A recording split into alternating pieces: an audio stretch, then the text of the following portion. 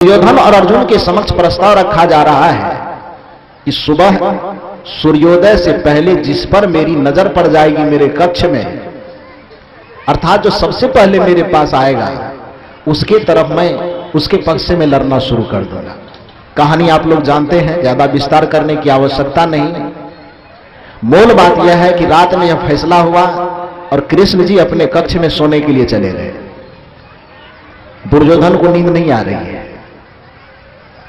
सोया नहीं वो, इंतजार कर रहा है तो 12 कम से कम बज जाए उसके बाद यहां से निकलूं।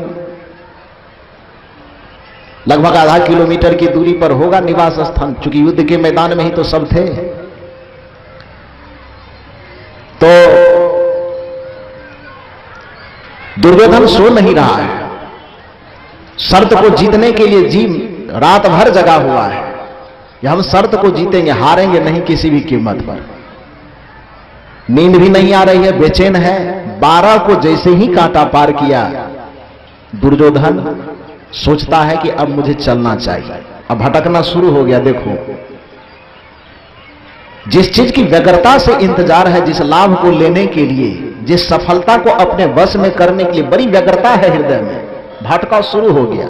ध्यान से सुनिए कि मैं भटकता हूं, राह दिखाना मुझे, गुरुवर चरणों में दे दो ठिकाना मुझे। आपसे क्या गलती हो रही है? आप कहां भूल कर रहे हो? इतना दिन से सत्संग सुनने समझने के बावजूद भी आपको और जिंदगी भर सत्संग सुनने की आवश्यकता क्यों पड़ रही है? आज उस बात को सुनना होगा आपको। सफलता के करीब रहने के बावजूद भी दुर्योधन करता क्या है? सोचना आरंभ किया कि कैसे जाना चाहिए। यह प्यास है, इसको प्यास नहीं कहेंगे आप, इसको व्यग्रता नहीं कहेंगे। सुधरने संभलने की कोई संभावना भी नहीं है, क्योंकि भटकाव का पता नहीं चल रहा है। दुर्योधन सोचता है कि कैसे जाना चाहिए। मन में एक बात उठ करके आती है कि जिस व्यक्ति से सहयोग में लेने जा रहा हूं वह व्यक्ति एक साधारण ग्वाला है, मैं एक क्षत्रिय हूं, मैं राजा का बेटा हूं, मेरे सामने में उसकी क्या हस्ती। लेकिन अभी लड़ाई करनी है तो सबको अपने साथ में लेकर के चलना मजबूरी है। तो मजबूरी में चाहे जितना गोर पुजवा ले वो, तो जाना तो पड़ेगा। तो थोड़ी अपनी मर्यादा के अनुसार हमें चलना है। घुड़सवार को उठाता है कि चलो रथ तैयार करो, भटकाव शुरू हो गया। रथ सवार करो, रथ तैयार करो, और रथ पर बैठ करके बढ़िया से राजसी ठाट बाट ओढ़ पहन करके रथ पर बैठ करके जाता है। भटकना शुरू हो गया यहीं से। और कल्पना कीजिए, एक सूत्र है, एक नीति का नियम है कि जिस व्यक्ति को चलने नहीं आता है उस व्यक्ति को कभी बैठने नहीं आ सकता है। जिस व्यक्ति को बढ़िया से चलने का तरीका मालूम नहीं कि चला कैसे जाए, किसके पास हम जा रहे हैं, कैसे जाना चाहिए, इसका ज्ञान नहीं है, तो निश्चित ही उसे यह भी ज्ञान नहीं होगा कि हमें बैठना कहां चाहिए और कैसे चाहिए। भटकना शुरू है। दुर्योधन रथ लेकर के जा रहा है कृष्ण के पास, उसके कक्ष में गया। कक्ष में पहुंच करके वो सोचता है कि आ तो गए, क्योंकि 12 बजे रात नहीं पहुंच गया था, नींद तो कम से कम 3 बजे टूटेगी ना। कृष्ण जी अभी गहरी नींद में सो रहे हैं। दुर्योधन उनके कक्ष में पहुंचकर यह विचार करते हैं कि आ तो गए। अब एक राजसी नियम के अनुसार मैं राजा का पुत्र हूं, राजकुमार हूं, युवराज हूं, आगे चल करके मुझे राजा बनना है, मुझे बैठना कहां चाहिए। और इसी खोज में, दिमागी तिक्रम में आकर के वो निर्णय यह लेता है कि आ तो गए, आना पहले नहीं चाहिए, आ ही गए हैं तो कम से कम मेरा स्थान पैर की तरफ तो नहीं होना चाहिए। राजा के बेटा है, पैर की तरफ मेरा स्थान नहीं होना चाहिए। कुर्सी 2 ठो रखी हुई थी वहां, एक कुर्सी को खींच करके और सिरहाने में, कृष्ण जी के सिरहाने में जाकर के बैठ जाते हैं। परिणाम क्या हुआ? बैठ गए, बैठे बैठे माला जप रहे हैं, मन ही मन सारी योजना बना रहे हैं। और घड़ी का कांटा धीरे धीरे गुजरते गुजरते, घूमते घूमते 3 को जब पैसे ही पार किया, अर्जुन गहरी नींद में था। धीरे धीरे उसकी नींद टूटी। जब घड़ी की तरफ नजर जाती है तो उसे लगा कि बड़ी भूल हो गई, बहुत चूक हो गई। धड़फड़ा करके न उसे कपड़ा पहनने की समझ है, न पैर में जूता पहनने की समझ है, कुछ नहीं। उसने सोचा कि लगता है बहुत बड़ी भूल हो गई, बड़ी चूक हो गई। दौड़ता है, अब दौड़ते दौड़ते कृष्ण के कक्ष के तरफ जैसे ही जा रहा है, रास्ते में देखता है कि घोड़े और रथ के चिन्ह पड़े हुए हैं। अर्जुन मन ही मन समझ गया कि दुर्योधन चला तो गया है, लेकिन रथ और घोड़े का चिन्ह देख करके उसका दिमाग थोड़ी देर के लिए शांत हुआ कि चला है, गया तो जरूर, लेकिन जहां पहुंचने के लिए वो जा रहा है उसके चलने का तरीका ठीक नहीं है। और यही बात कि जिस व्यक्ति को चलने नहीं आया तो निश्चित है कि वहां उसको बैठने भी नहीं आया होगा। दिल में थोड़ा सा संतोष लेके जा रहा है। और जैसे ही वहां कक्ष में पहुंचता है तो देखा वही बात कि दुर्योधन सिरहाने में बैठा हुआ है। अर्जुन मन ही मन प्रणाम करते हैं दुर्योधन को और कृष्ण की महिमा को। अर्जुन ने कहा कि भैया आ तो गए हो तुम, लेकिन मेरा जो वास्तविक जगह है उसको तुम छोड़ करके बैठे हो, इसके लिए तुम्हें बहुत बहुत धन्यवाद है। और अर्जुन जाकर के कृष्ण के चरण के समीप बैठ जाते हैं। कोई भी सोया हुआ आदमी है, सबसे पहले उसकी आंखें खुलेगी तो नजर किधर जाएगी? पीठ के तरफ कि पैर के तरफ? किधर जाएगी? 50% से बोलो बढ़िया से, कहां जाएगी? पैर के तरफ। नजर कभी भी पीठ के तरफ नहीं जा सकती, पैर के तरफ जाएगी। और अर्जुन पैर के समीप बैठा हुआ है। पहुंचा पहले कौन था? दुर्योधन। जीत किसकी होने वाली है? अर्जुन की। क्यों? क्योंकि भटक रहा है, उस भटकाव का ज्ञान नहीं है। मैं भटकता हूं, राह दिखाना मुझे, गुरुवर चरणों में दे दो ठिकाना मुझे। दुर्योधन पहले पहुंच करके भी भटक गया। अर्जुन सही जगह पर जा करके बैठा। कृष्ण की नींद टूटती है और जैसे ही सबसे पहले उठता है तो कृष्ण के मुंह से आवाज निकलती है। अर्जुन को देखा और कहते हैं कि अर्जुन तुम सवेरे आ गए। पीछे से दुर्योधन गुर्रा करके कहता है कि मतलब अर्जुन सवेरे आ गए? और पीछे पलट करके देखिए हम भी बैठे हुए हैं। कृष्ण ने कहा कि तुम बैठे हुए कि नहीं ये मुझे क्या पता। कहा मैं पहले से आया हूं। कहा तुम पहले से आए हो कि 7 दिन से बैठे हुए दुर्योधन, लेकिन तुम्हें यह ज्ञान होना चाहिए कि किसी भी व्यक्ति के पीठ में आंख नहीं होती है, आंख जब भी होती तो अगले हिस्से में होती है। तुम चयन गलत किया, भटक गया। व्यक्ति कार्य करता है, व्यक्ति चलता है तो चलने के क्रम में, व्यवहार करने के क्रम में उसे पता नहीं चलता है कि हमसे गलती क्या हो रही है। उसका परिणाम जब आता है तब वो माथा खुजलाना शुरू करता है कि हमसे क्या गलती हुई, कैसे चूक हो गई। भाग को दोष देता है, भगवान को दोष देता है, अपने किस्मत को दोष देता है। हजारों सत्संग पंडाल में बैठने के बावजूद भी आज तक जीवन में कोई परिवर्तन नहीं दिखाई दे रहा है। इस पर गंभीरता से विचार किए हैं? गंभीरता से विचार करके देखिए तो पता चलेगा कि सत्संग सुन तो रहे हैं हम, प्रवचन सुन तो रहे हैं हम, लेकिन जिस प्रकार हमें सुनना चाहिए, जिस प्रकार हमें समझना चाहिए, उस प्रकार से हम सुन नहीं रहे, उस प्रकार से हम समझ नहीं रहे। कबीर साहब कहते हैं कि तुम किसी न किसी प्रकार से बह के चले जा रहे हो। जात सबन को देखिया, एकाध नहीं सब। इस सदगुरु कबीर साहब का इतना विरक्त स्वरूप, सदगुरु कबीर का चिंतन इतना ज्ञान स्वरूप, और उस ज्ञान और वैराग्य को मिट्टी में मिलाने के लिए हम सत्संगी लोग कोई कसर छोड़ रहे हैं क्या? कोई कसर छोड़ रहे हैं? खोल करके नहीं कहूंगा, समझदार आप लोगों, इशारा काफी है आप लोगों के लिए।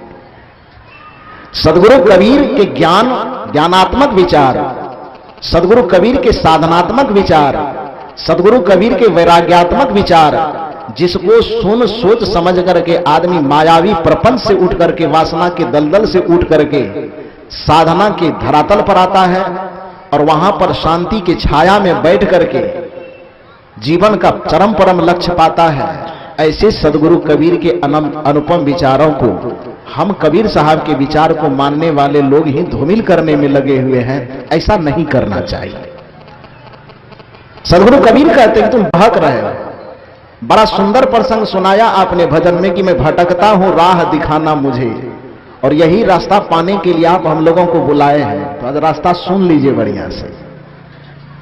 मैं भटकता हूं, राह दिखाना मुझे, दिखाना मुझे, गुरुवर चरणों में दे दो ठिकाना मुझे।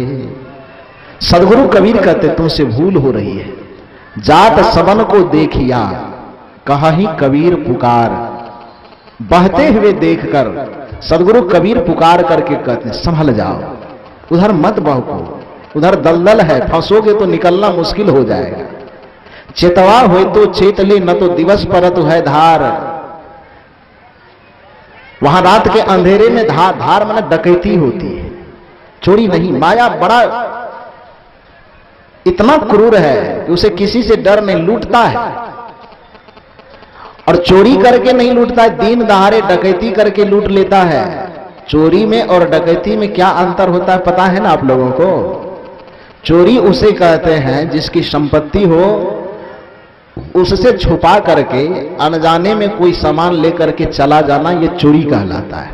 और डकैती आपकी नजर के सामने आकर, आपके कनपट्टी में सटाकर आप ही से पूछे कि तिजोरी की चाबी कहां है, तिजोरी की चाबी, चाबी आप ही से मांगे, आप ही से पूछे कि इसमें से कौन सी चाबी से तिजोरी खुलती है,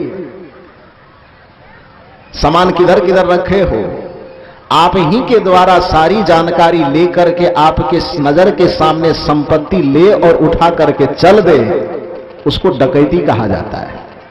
सदगुरु कबीर कहते हैं कि जिन मायावी प्रपंचों में तुम उलझ रहे हो, बहक रहे हो, एक दिन भयंकर डकैती होने वाली है तुम्हारे साथ, और वह भी रात के अंधेरे में नहीं। जात सबन को देखिया कहीं कबीर पुकार, चेतवा होए तो चेत ले, न तो दिवस, दिवस माने रात होता है, दिन, दिन, न तो दिवस परत है धार। दिन दहाड़े डकैती होगी, नजर के सामने लूट लिए जाओगे। इस बहकते मझधार से बचने का एक ही उपाय है कि आप विवेक के शरण में आ जाइए। कबीर साहब ने ही युक्ति दिया है कि कहीं कबीर ते बांची हैं, मन सायर मन सा लहरी, बूरे बहुत अचेत, कहीं कबीर ते बांची हैं, जाके हृदय विवेक, हृदय में विवेक को जगाइए। सत्य क्या है, असत्य क्या है, करने योग्य क्या है, न करने योग्य क्या है, सुनने योग्य क्या है, न सुनने योग्य क्या है, देखने योग्य क्या है, न देखने योग्य क्या है, बोलने योग्य क्या है, न बोलने योग्य क्या है। व्यवहारिक स्तर से कम इसका विवेक कीजिए। कौन सी बातें आपके चित्त में उद्वेलन पैदा कर सकती है, कौन सी बातें आपके मनोवृत्ति को धूमिल कर सकती है, कौन सा विचार आपके चित्त को गंदा कर सकता है, इसका विवेक यदि आपके अंदर नहीं होगा तो फिर सत्संग का सुनना भी कोई लाभ नहीं पहुंचा पाएगा आपको। संत महात्माओं के पास बैठना भी कोई लाभ नहीं पहुंचा पाएगा। इस विवेक को जगाइए, क्योंकि विवेक ही सबसे बड़ा सत्संग है। विवेक आपके पास है तो समझो कि बहुत महासत्संग हो गया। उस विवेक का जागरण सत्संग में होता है। लेकिन जिस जगह पर जाने से हमारा मन बोझिल हो जाए, हमारा चित्त विकृत हो जाए, हमारा विवेक मंद पड़ने लगे, तो यदि उसको भी हम सत्संग कहेंगे तो फिर यह बताइए कि हम कुसंग किसे कहेंगे? ये बता सकते हैं आप? जिस कार्य को करने से, जिस बात को सुनने से हमारा चित्त गंदा होने लगे, जिस चीज को देखने सुनने से हमारा मन बोझिल होने लगे, जिस बात को देखने सुनने सोचने समझने से हमारा विवेक धूमिल पड़ने लगे, यदि उस कार्य को हम सत्संग कहेंगे, उस विचार को हम सत्संग कहेंगे, तो आप मुझे समझाइए कि हम कुसंग किसे कहेंगे? उत्तर है आपके पास। कुसंग और सत्संग में यही अंतर है कि कुसंग पूर्ण बातें, कुसंग पूर्ण विचार, कुसंग पूर्ण व्यवहार सुनने सोचने समझने से मन गंदा होता है, बुद्धि गंदा होती है, विचार गंदे होते हैं, विवेक धूमिल पड़ने लगता है, उसको कुसंग कहा जाता है। जिस चीज से हमारा मन उत्फुल्लित होने लगे, जिससे हमारा मन हल्का होने लगे, मन की गंदगियां धुलने लगे, चित्त के पाप धुलने लगे, हमारा विवेक जागृत होने लगे, समझना चाहिए कि हम सत्संग में पहुंच गए। सत्संग और कुसंग की इतनी सी ही परिभाषा है। जो विवेक को न जगा सके वो कभी सत्संग नहीं हो सकता है। गोस्वामी तुलसीदास जी ने इसीलिए सत्संग को कहा कि सुरक्षित रखो। दुनिया के किसी भी पाठशाला में आप जाते हो, आपका बौद्धिक विकास होता है, विवेक का जागरण दुनिया के किसी भी जगहों में नहीं हो सकता। सत्संग को संत महात्माओं ने बचा करके रखा था कि सत्संग ही एक ऐसा स्थान है जहां पर मनुष्य को मनुष्य होकर के जीने की समझ पैदा की जाती है, जहां पर मनुष्य के विवेक को जगाया जाता है। शायद इसी बात को ध्यान में रख करके गोस्वामी जी को कहना पड़ा था, बिनो सत्संग विवेक न होई, हरि कृपा बिनु सुलभ न सोई। हरि कहने में आपत्ति है तो गुरु कृपा कह लो, हरि कृपा कहने में आपत्ति लग रही तो संत कृपा कह लो। इस संतों के कृपा के बगैर, आपके सुसंस्कार की कृपा के बगैर सत्संग मिलता नहीं है। जिस सत्संग के अभाव में विवेक की जागृति का कहीं कोई उपाय नहीं है। और यदि विवेक आपके पास न हो, विचार का नेत्र आपके पास न हो, विवेक धूमिल प्रदीप्त होने के बजाय धूमिल होता चला जाए तो होगा क्या? महर्षि चाणक्य ने बहुत बढ़िया कहा है कि यस प्रज्ञा स्वयं नास्ति शास्त्रं तस्करोति किम, लोचनाभ्याम विहीनस्य दर्पणं किं करिष्यति। इसका अर्थ होता है कि यस्य प्रज्ञा स्वयं नास्ति शास्त्रं तस्य करोति किम। जिस व्यक्ति के अंतःकरण में विवेक नहीं है, स्वयं का विवेक जिसके पास नहीं है, उसके लिए शास्त्र, ये कथा, ये प्रवचन, ये दुनियादारी के तमाम ज्ञानात्मक कोश उसको क्या कर देगा। उदाहरण देकर के समझाया कि जैसे यस प्रज्ञा स्वयं नास्ति तो शास्त्रं तस्य करोति किम। उदाहरण क्या है कि लोचनाभ्याम विहीनस्य दर्पणं किं करिष्यति। जिस व्यक्ति के पास लोचन नहीं, लोचन माने आंख, अपनी आंख जिस व्यक्ति के पास न हो और कपार से लेकर के पैर तक 1000 चश्मा लगा ले, रास्ता बढ़िया से झलकेगा ना? अंग्रेजी अखबार बढ़िया से पढ़ेगा ना वो, हिंदी वाला? शास्त्रकार कहते कि लोचनाभ्याम विहीनस्य, आंख से विहीन होने वाला व्यक्ति दर्पणं किं करिष्यति, भला दर्पण उसे क्या कर देगा। उसी प्रकार से यह सत्संग एक चश्मा है, यह सत्संग एक दर्पण है। लेकिन आपका निजी आंख, आपका वास्तविक आंख तो विवेक ही है, आपका वास्तविक आंख विचार ही तो है। और यही धूमिल हो जाए तो यह धूमिल करके कोई व्यक्ति यदि खुशहाली चाहता हो तो कहा जाता है कि वह व्यक्ति इस दुनिया में अपने आंख को बेचकर चश्मा खरीदने में खुशहाली खोजता है। तो भला बताओ, पूरी दुनिया में आंख को बेच करके चश्मा खरीदने वाला कभी आनंद पा सकता है क्या? अपने आंख को बेच करके आंख के बदले में कोई चश्मा खरीदे तो पूरी दुनिया के लोग में उसे कोई समझदार नहीं कहेगा। आंख कदाचित यदि सुरक्षित रह गया तो चश्मा ना भी रहेगा तो टटोलते टटोलते भी कहीं ना कहीं जाओगे, सुलभ होगा। प्रमुख चीज आंख है, प्रमुख चीज चश्मा नहीं है। तो कोई ऐसी जगह ऐसी बात न करें न सुने जिससे आपका विवेक का आंख फूट जाए, जिससे आपके विचार का आंख फूट जाए। ऐसा काम आप न करें, क्योंकि यदि ऐसा करेंगे तो होगा क्या? फिर ये सत्संग आपके लिए तब कारगर नहीं हो पाएगा, शास्त्र आपके लिए कारगर। एक उदाहरण संत महात्मा बताया करते हैं कि एक गरीब किसान था बेचारा, वो किसी मुकदमे में फंस गया और जो वहां पर कोर्ट में बैठे हुए लोग होते हैं उसका तो धंधा इसी पर चलता है कि कोई लड़े, कोई मरे, कोई काटे, इसी तरह विवाद में उलझा रहे तो हम लोगों का धंधा बढ़िया से चलता रहे। वो भोला भाला किसान बेचारा जब केस में फंसता है तो गया और एक वकील को किया। वकील साहब उस किसान को भोला भाला समझ करके जितना उसको चोंसना हो सकता था चोंस लिया उसको। आज तारीख नहीं है, 10 दिन के बाद होगा, फिर 10 दिन के बाद जाए तो नहीं, अभी जज नहीं बैठ रहा है, 8 दिन के बाद बैठेगा। जिस काम को 2-4-10 दिन में निपटा करके संपन्न किया जा सकता था, उस किसान से गलत फायदा उठा करके वह वकील 10 महीना साल भर लगभग लगा दिया। एक दिन किसान बेचारा बौखला गए कि जितना हमें विवाद को सुलझाने में जितना परेशानी नहीं हुई, उससे ज्यादा तो कोर्ट कचहरी के चक्कर में हम परेशान हो गए, पैसा भी मेरा बहुत ज्यादा खर्च हो गया। किसान अजीज आकर एक दिन मन में सोचता है कि मैं आज जाकर के वकील से पूछ लेता हूं कि कितना दिन में केस का निपटारा होगा, या तो मेरा फैसला कर दीजिए या केस रफा दफा करने की बात बताइए कैसे किया जा सके, हमको केस तेस लड़ना नहीं है। तो इसके लिए वो एकदम सवेरे जाता है, सुबह का समय, वकील साहब अभी जगे ही थे, जग करके अपने आंगन में टहल रहे थे। किसान इधर से जाता है, वकील साहब अभी पूरा तैयार है नहीं, कोट वगैरह पहना है नहीं, घाल में चश्मा भी लेते आना, तो चश्मा ला करके दिया। और जब वकील साहब चश्मा पहनते हैं तो फिर कागज को जो जो चीज लिखा हुआ था पढ़ करके सुना दिया और कहा कि कोई बात नहीं, 10 दिन में आपके मामला का निपटारा हो जाएगा, आप शांत होकर के जाइए। किसान वहां से लौट करके जाता तो है, लेकिन आज उसे मन में एक गजब की खुशी है। उसने सोचा कि हम कितना बेवकूफ थे, जैसे हम अनपढ़ गंवार हैं, वकील भी तो काला कोट पहन करके भी, इतना कलम खोस करके भी गंवार है।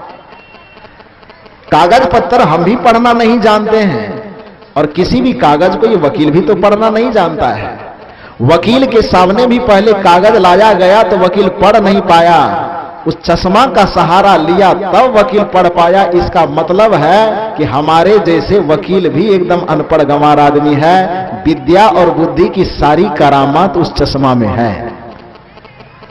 तो जिस चश्मा को पहन करके वकील इतना पैसा कमाता है, तो हम कम से कम कमावे नहीं, तो इतना पैसा हम झूठ मूठ का वकील को क्यों दें? जो पैसा हम वकील को दे करके केस को जीतेंगे, तो उसी पैसा से हम चश्मा खरीद करके हम ही खुद क्यों ना बहस कर ले, क्यों ना विद्वान बन जाए। 10 दिन का समय दिया, ठान लिया कि अब मुझे वकील के पास लौट करके नहीं जाना है, और जो पैसा वकील को देने के लिए रखा था वो पैसा एकदम उठाया और चला गया चश्मा वाले के दुकान पर। चश्मा के दुकान पर जाता है, दुकानदार से कहता है चश्मा वाले चश्मा निकालो, और साथ में अंग्रेजी का पेपर लेके गया था, हिंदी वाला नहीं, अंग्रेजी अखबार लेकर के चश्मा की दुकान पर जाता है और चश्मा वाले से कहा निकालो चश्मा। चश्मा निकाल करके दिया, आंख पर पहना, सामने में पेपर रखा, ऐसे वैसे देखता है, बात कुछ समझ में आई नहीं। किसान कहता है कि अरे बेवकूफ, दुकान ठीक ठाक नहीं चलाते हो क्या, नकली चश्मा रखते हो, रखो इसको, दूसरा लाओ। दूसरा ला करके दिया, दूसरा पहना, फिर वही बात, कुछ समझ में नहीं आ रही है, उतारा, तीसरा मांगा, चौथा मांगा, पांचवा मांगा। इस तरह से मांगते मांगते दुकान के जितने चश्मे थे सारे चश्मे उसके आंख पर चढ़ गए, लेकिन एक भी अक्षर उसे समझ में नहीं आया। दुकानदार भी जब देते देते थक गया, तो अंत में लाचार होकर के दुकानदार पूछता है, बाबू साहब, अरे चश्मा तो आप आंख पर बहुत चढ़ा लिए, कुछ समझ में नहीं आ रहा है, आप एक बात बताइए कि इतना चश्मा जो आप पहन रहे हैं फिर भी आपको पढ़ने में बात नहीं आ रही है, तो मुझे आप यह समझाइए कि आप पढ़े लिखे कितना है। तो किसान ने कहा चुप बेवकूफ, यदि हम पढ़े लिखे होते तो तुम्हारा चश्मा ही खरीदने आते क्या? यदि हमारे पास बुद्धि होती, यदि हम पढ़े लिखे होते तो तुम्हारा चश्मा खरीद करके हम क्या करते? हम पढ़े नहीं हैं इसलिए चश्मा खरीदने के लिए आए हैं कि शायद तुम्हारा चश्मा पहन ले तो हम बुद्धिमान बन जाएं, तुम्हारा चश्मा पहन ले तो हम साक्षर हो जाए, ज्ञान विचार विवेक आ जाए। अभिप्राय यह है कि संत यह उदाहरण देते हैं कि यस प्रज्ञा स्वयं नास्ति शास्त्रं तस्य करोति किम, लोचना व्यांग विहीनस्य दर्पणं किं करिष्यति, कि आंख विहीन व्यक्ति को एक नहीं 1000 चश्मा पहना दिया जाए तो वह चश्मा भला उसे क्या कर सकता है। ठीक उसी प्रकार से जिस व्यक्ति के अंदर से विवेक और विचार को निकाल दिया जाएगा, विवेक और विचार को धूमिल कर दिया जाएगा, तो उस आदमी को इस माया के द्वारा कोई नहीं बचा सकता है लूटने से, ये माया लूट लेगा उसको। सदगुरु कबीर पुकार करके कहते हैं, जात सबन को देखिया कहीं कबीर पुकार, चेतवा होई तो चेत ले, न तो दिवस पर तू है धार। चेतना हो, संभलना हो तो संभल जाओ, वरना दिन दहाड़े डकैती होने वाली है। दिन दहाड़े इस मायावी प्रपंचों के द्वारा तुम्हारे विवेक रूपी धन को लूट लिया जाएगा। दिन दहाड़े तुम्हारे शांति रूपी धन को लूट लिया जाएगा। दिन दहाड़े तुम्हारे विवेक रूपी नेत्र को नोच लिया जाएगा। उसको बचाने में सफल हो जाओ, और यदि विवेक, विचार और संस्कार के नेत्र को, संपत्ति को तुम बचा लिया तो फिर भवसागर से उबर जाओगे। उबरने का दो, डूबने और उबरने में एक ही कारण प्रमुख है। उबर वही सकता है जिसके हृदय में विवेक होगा, और डूब वह जाएगा, बहक वह जाएगा जिसके पास विवेक नहीं होगा। और विवेक का निर्णय क्या हुआ? मैंने कहा कि उस व्यक्ति को विवेकी माना जाएगा जिस व्यक्ति को यह पता हो कि हमें क्या खाना चाहिए, क्या नहीं खाना चाहिए। विवेकी होने की पहचान यह है कि उस व्यक्ति को पता होना चाहिए कि हमें क्या देखना चाहिए, क्या नहीं देखना चाहिए, क्या सुनना चाहिए, क्या नहीं सुनना चाहिए, क्या बोलना चाहिए, क्या नहीं बोलना चाहिए, क्या सोचना चाहिए, क्या नहीं सोचना चाहिए। इसका विचार हमारे हृदय में है तो समझ लीजिए कि हम विवेकी हैं। और यदि यह विचार, हमारे विचार की ज्योत हमारे हृदय में नहीं जल रहा है तो समझ लेना चाहिए कि हम भटक रहे हैं। आपका भाव था, मैं भटकता हूं, राह दिखाना मुझे, गुरुवर चरणों में दे दो ठिकाना मुझे। भटका हमसे यहीं पर हो रहा है कि हम न करने योग्य चीज को भी करते हैं।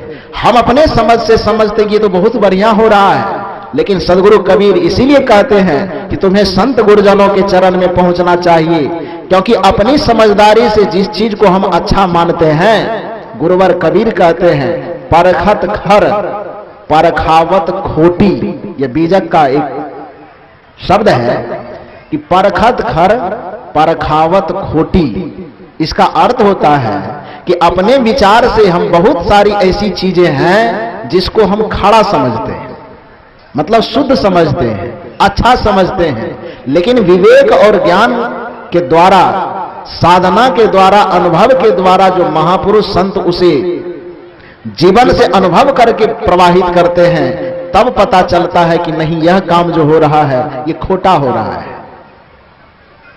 परख हमारे विवेक के अनुसार लगता है कि ये सही है। अब एक बात बताइए, एक बच्चा आग से खेलने के लिए दौड़ता है, क्या उस बच्चा को यह नहीं लगता है कि आग खेलने वाली चीज है?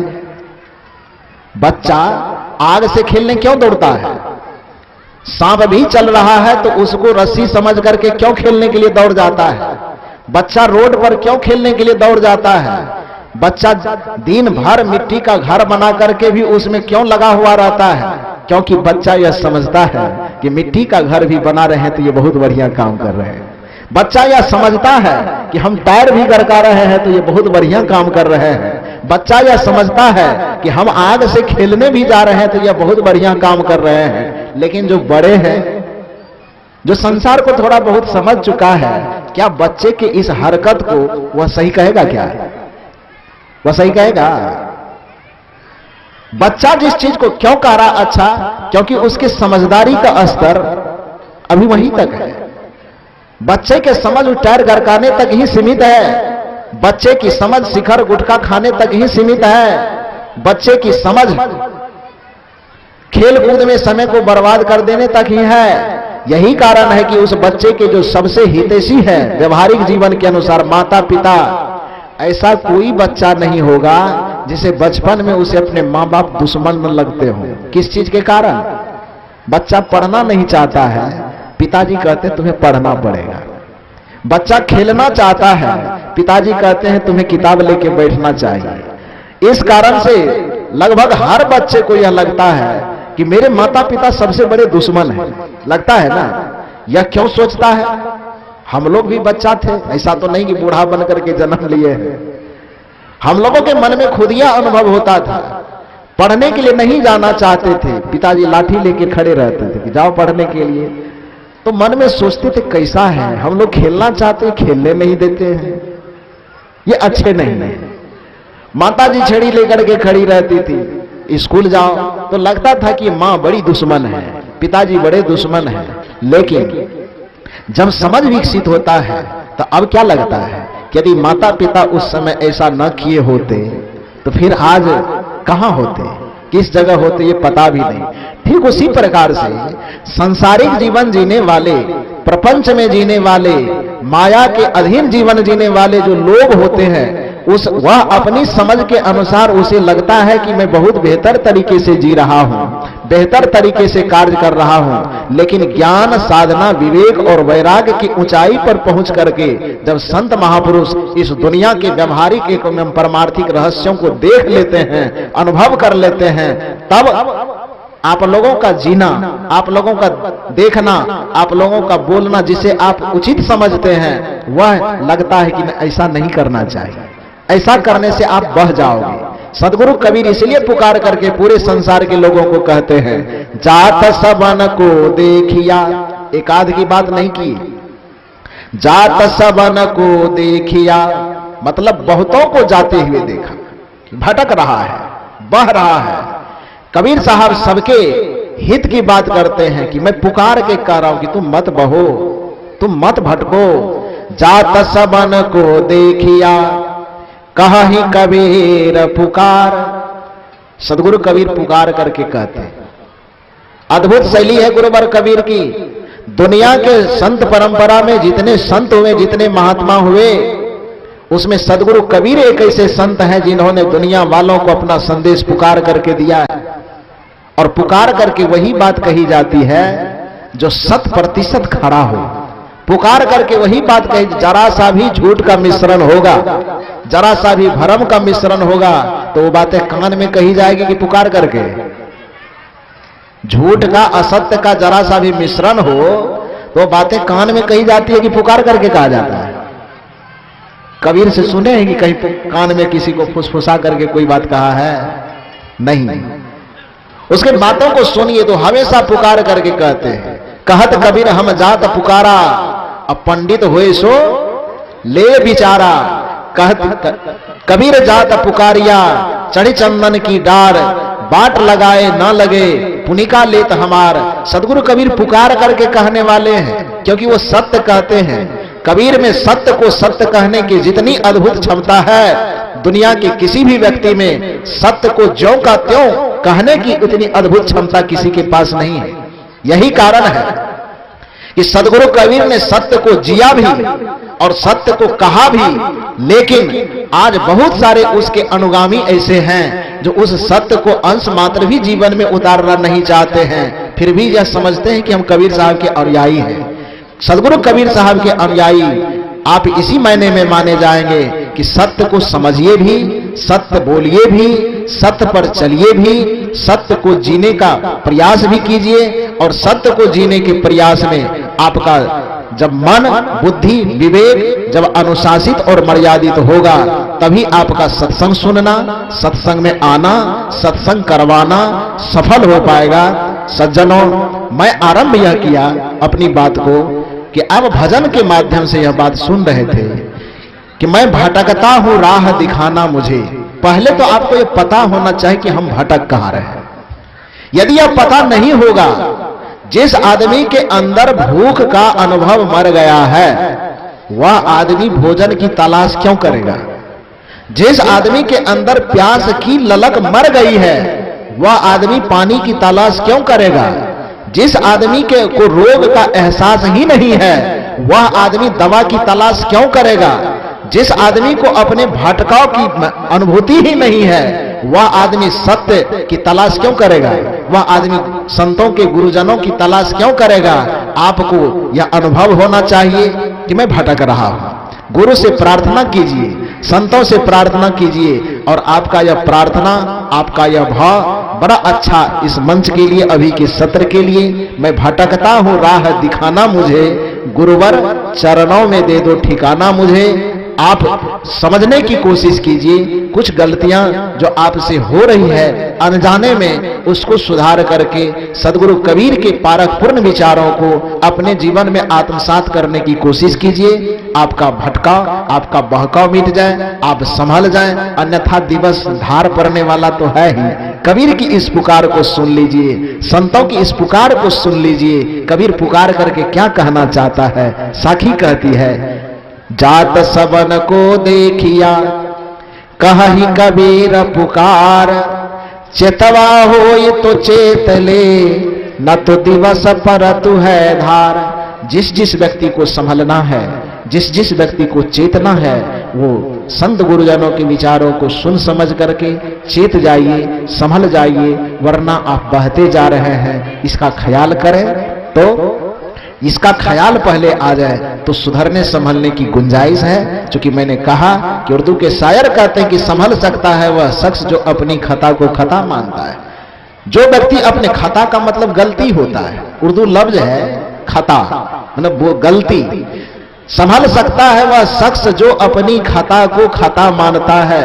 वह इंसान निश्चित ही सुधर जाएगा, वह इंसान निश्चित संभल जाएगा, जिसे यह पता चल जाए कि हाँ, हमसे यह गलती हो रही है। संभल सकता है वह शख्स जो अपनी खता को खता मानता है, मगर उसका सुधरना तो मुमकिन नहीं है जो अपने ही मर्ज को दवा मानता है। तो भाइयों मेरे, इधर माता वर्ग बैठी हुई है, इधर पुरुष वर्ग के लोग बैठे हुए हैं।